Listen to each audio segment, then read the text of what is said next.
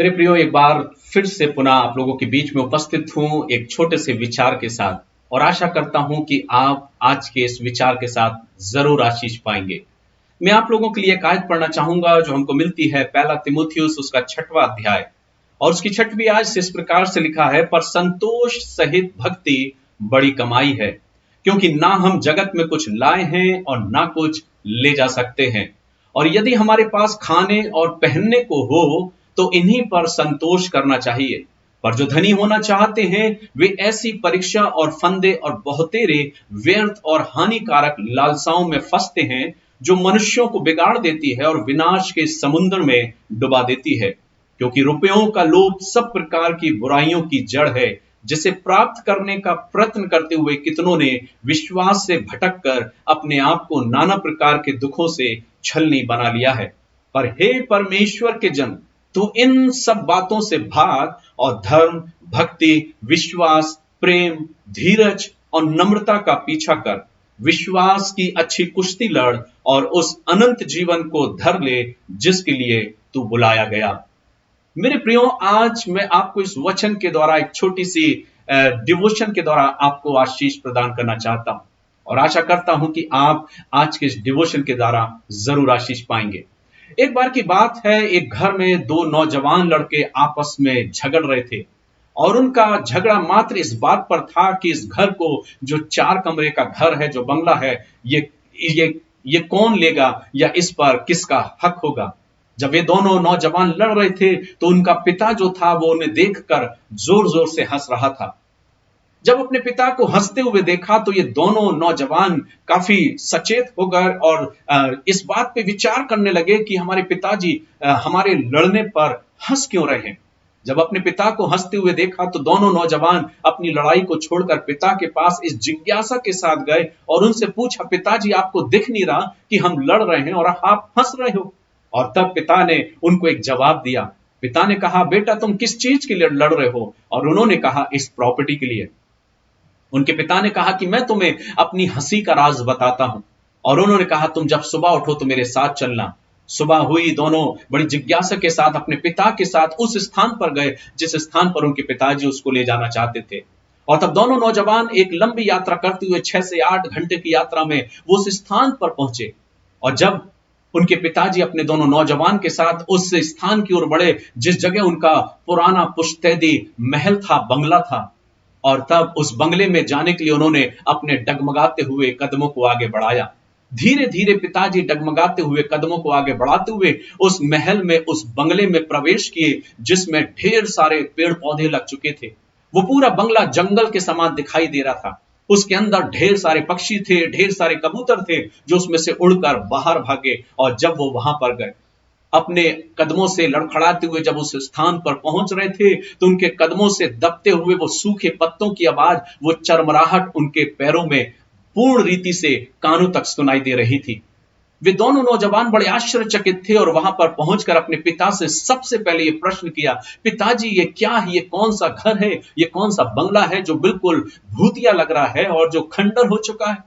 पिता ने हंसते हुए उनसे कहा, इसी चीज को दिखाने के लिए मैं तुम्हें यहां पर लेकर आया हूं। तुम याद होगा जब कल तुम लड़ रहे थे तो मैं क्यों हंस रहा था, और तुमने पूछा कि पिताजी आप हंस क्यों रहे थे? मैं इसलिए हंस रहा था क्योंकि मुझे अपनी आप बीती याद आ गई, और तब मैं उसी बात को तुम्हें दिखाने के लिए यहां लेकर आया हूं। अपने डगमगाते हुए कदमों को आगे बढ़ाया और उनके कदमों से जो पत्तों की, जो सूखे पत्ते वहां झड़े हुए थे, उनकी चरमराहट की आवाज उनके कानों में बिल्कुल साफ पड़ रही थी। आगे बढ़ते हुए पिता ने कहा, क्या तुम्हें याद है? और शायद तुम्हें याद भी नहीं होगा क्योंकि तुम बहुत छोटे थे, तुम दोनों, और मैं अपने परिवार के साथ, अपने भाई के साथ इसी घर में रहा करता था। लेकिन एक वक्त ऐसा आया जब इस घर के लिए मैंने अपने भाई से झगड़ा किया, और मैंने इस घर को पाने के लिए, इस बंगले को पाने के लिए मैंने अपने भाई से अपने संबंध को तोड़ लिया। मैं बहुत झगड़ा, मैंने बहुत लड़ाई करी, और तब मेरे भाई ने मुझसे कहा कि तू लड़ मत, मैं इस बंगले को, इस घर को मैं तुझे देता हूं। और तब ये पूरी कोठी जो तुम्हें आज खंडर नजर आ रही है, ये कोठी को मेरे भाई ने मुझे सौंप दिया। और जाते जाते उसने कहा कि भाई, आज से तेरा और मेरा रिश्ता खत्म, मैंने इस कोठी को तुझे दे दिया है, तो अपने परिवार के साथ आनंद के साथ यहां पर रहे। और जब मेरा भाई चला गया विदेश और मेरा भाई विदेश में जाके रहने लगा, लेकिन उसने अपने संबंध को मुझसे तोड़ लिया। समय बीतता गया, बाद में मुझे समझ में आया कि जिंदगी में इस रुपयों, पैसों की, दौलत की और जमीन और जायदाद की कोई वैल्यू नहीं होती। अगर वैल्यू होती है, महत्व होता है, तो वो सिर्फ रिश्तों का है, क्योंकि रिश्ते ही जीवित होते हैं। और हम और आप जब यहां पर खड़े हैं बेटा, तो इस बात को देखो कि मैंने भी एक समय अपने भाई से झगड़ा किया था इस नश्वर चीज के लिए, इस प्रॉपर्टी के लिए जो आज खंडर बनी पड़ी है, जो मेरे कोई काम की नहीं। आज मुझे इसकी अहमियत नजर नहीं आती। आज मैं याद करता हूं अपने भाई को जिसको मैंने खो दिया। मेरे प्रियो, जब अपने उस पिता ने अपने बच्चों से ये बात करी, उन बच्चों को अपना एहसास हो गया गलती का, और उन्होंने अपने पिता से क्षमा मांगते हुए ये कहा कि पिताजी, अब हमें कोई फर्क नहीं पड़ता कि आपकी प्रॉपर्टी या आपकी जायदाद किसको जाती है, हम में से दोनों को किसी को नहीं चाहिए, लेकिन हम अपने रिश्तों को हमेशा निभाएंगे, अपने रिश्तों को बरकरार करेंगे। इस कहानी का मर्म क्या है, इस कहानी का महत्व क्या है मेरे प्रियो?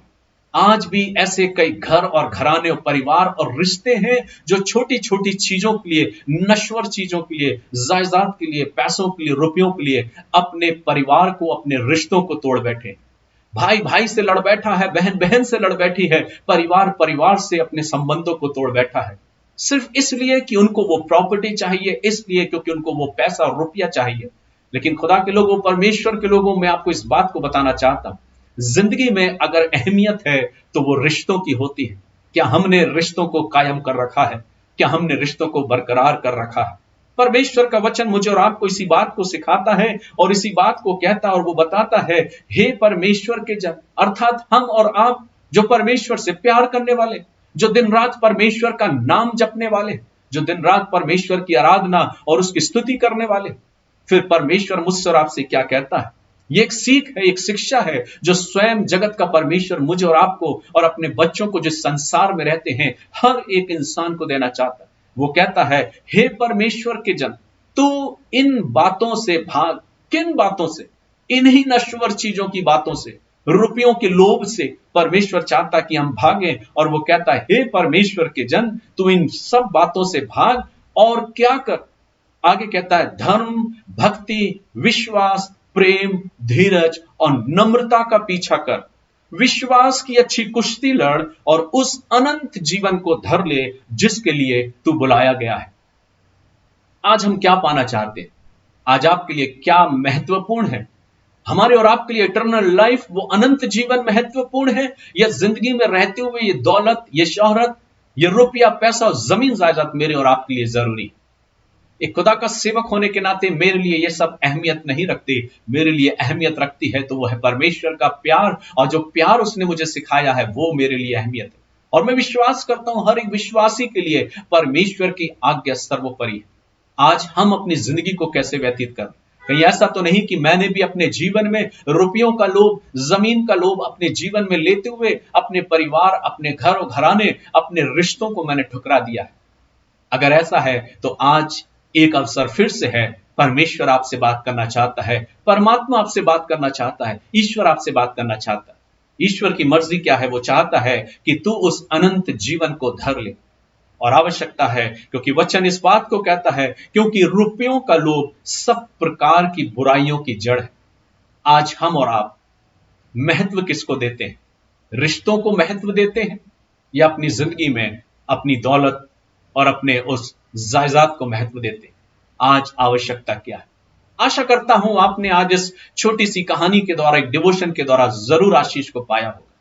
मैं विश्वास करता हूं कि हम अपने जीवन को ऐसा जिएं कि संसार में रहते हुए परमेश्वर ने मुझे और आपको जो बात सिखलाई है, और वो बात है धर्म की बात वो करता है, भक्ति की बात करता है, विश्वास की बात करता है, प्रेम की बात करता है, धीरज की बात करता है और नम्रता की बात करता है। क्या हमने इसका पीछा किया है, या हम कोई और चीज का पीछा कर रहे हैं? आज एक प्रश्न आपके लिए छोड़ना चाहता हूं। आशा करता हूं कि आपने जरूर आशीष को पाया होगा। अगर आपने आशीष को पाया है तो आप अपने लोगों के साथ इस डिवोशन को जरूर शेयर करें और अपने लोगों के साथ इस डिवोशन को जरूर बांटें, ताकि लोग भी इस वचन के द्वारा आशीषित हो सके। God bless you. परमेश्वर पिता आप सबों को आशीष दे।